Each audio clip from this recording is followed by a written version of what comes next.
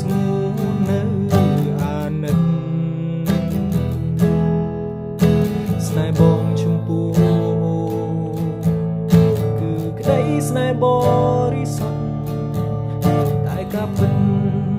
គឺអូនមានរូបគេផ្សេង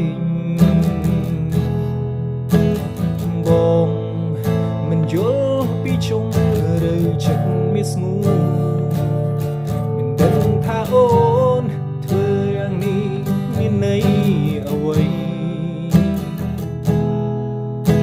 បើបងអស់សំខាន់ហើយ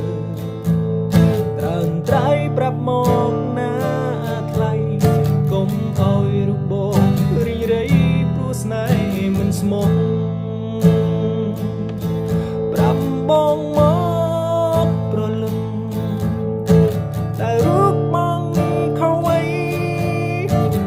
ទើបបានជាថ្លៃតែឈុំស្នេហា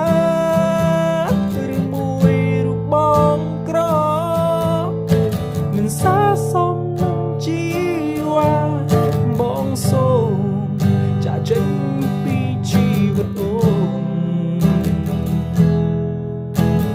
ទោះយ៉ាងណាក៏បងសូមជូនពរស្ងួនកុំឲ្យស្រពូនជូនស្នេហ៍ក្រោយដែលគេស្មោះត្រង់អនុសាដែលកន្លងហួងសូមអូនបំភ្លេចចោលចង់កុំស្រណោះ